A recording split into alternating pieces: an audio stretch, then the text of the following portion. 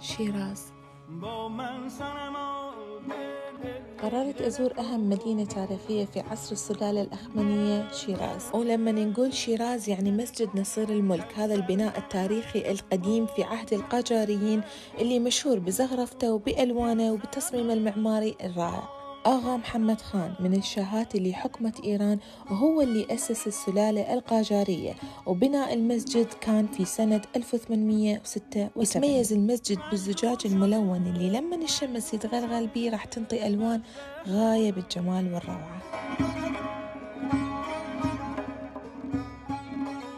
وثاني مكان رحت أزوره هي نارنجستان قفام، يعني حديقة النارنج. هذه واحدة من أهم الحدائق التاريخية في شيراز، يعود إنشائها للحقبة القاجارية.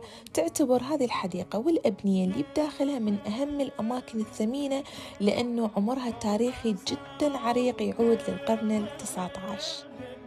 ليش سموها نارنجستان؟ لأنه هي تحتوي على أشجار كثيرة من النارنج. وأقدر أقول لكم هذا أفضل فن وإنجاز معماري للقاجاريين، لأنه المكان عبارة عن متحف فني من 7 فنون إيرانية تتمثل بالتجصيص، الرسم، الزخرفة بالمرايا، والنحت على الخشب.